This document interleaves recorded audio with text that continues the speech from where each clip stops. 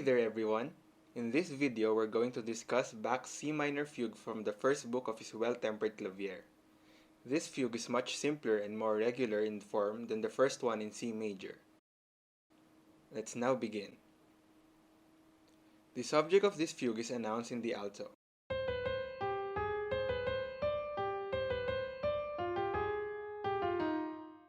As you can see, there is a leap melodically from tonic to dominant in the first measure. This requires a leap from dominant to tonic in the answer as well. This is one of the few things we can look first when trying to know whether the answer is real or tonal. The tonal answer is given to the treble,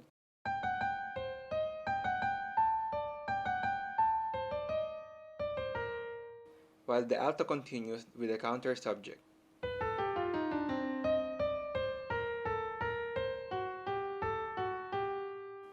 This particular counter subject accompanies the entries on every appearance throughout this fugue except the final entry in the coda.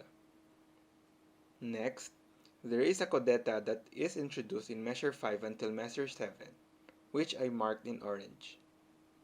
The upper part is based on a sequential treatment of the first notes of the subject, but it is a descending sixth instead of a fourth.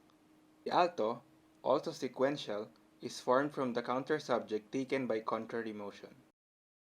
At measure 7, the bass voice enters with the subject, and the counter subject is now being taken, according to rule, by the voice that had just before given the answer.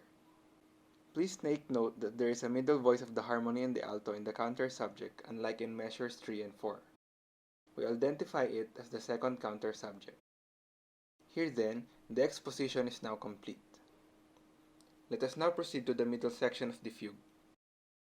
The first episode, which spans from measures 9 to 10, consists of an imitation between the soprano and alto using the opening notes of the subject. It is accompanied by a descending scale passage with which the counter subject opens. Bar 10 is a sequential repetition of bar 9, which leads to a modulation to the relative major, which is E flat. The next entry in this key occurs at measure 11. It is in the soprano and is accompanied by the counter subjects in the bass and alto. The second episode of this piece is entirely founded on the counter subject. It is located at measures 13 and 14. The soprano is the bass of the first episode in contrary motion, and the two lower voices resembles the quavers that is seen in measures 3 and 4 in the counter subject, though it is not exactly imitated. The second middle entry occurs in the alto in G minor at measure 15.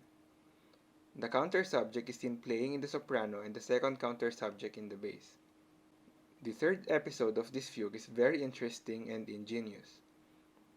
In measure 17, we can see that the lower voices are the inversion of the codetta in double counterpoint in the 12th.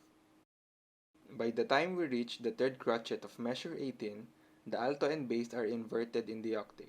The soprano then adds an accompaniment in thirds. At measure 20, we reach the final section of this fugue. The subject is given to the soprano in C minor, while the counter subjects to the alto and then the bass. Another episode comes after, in measures 22 to 26. It is formed from the first episode by the inversion of the upper voices, while the sequence in the bass is being continued. In measures 25 and 26, we see a variation of the codetta with the addition of a few notes sung by the alto. At measure 26, we see another entry of the subject in the bass. The first counter subject is now divided between the soprano and alto voices to give way to the soprano to sing the second counter subject. Finally, we reach the coda in measure 29. Here, the subject is heard once again for the last time over a tonic pedal. It is not accompanied by a counter subject, but additional parts are added to the harmony. Despite of its simplicity, this is one of the most perfect among the collection as far as unity of style is concerned, because of the reason that the whole piece was built upon the first few simple themes found in the opening bars. Let us now listen to the fugue with all the marks we put.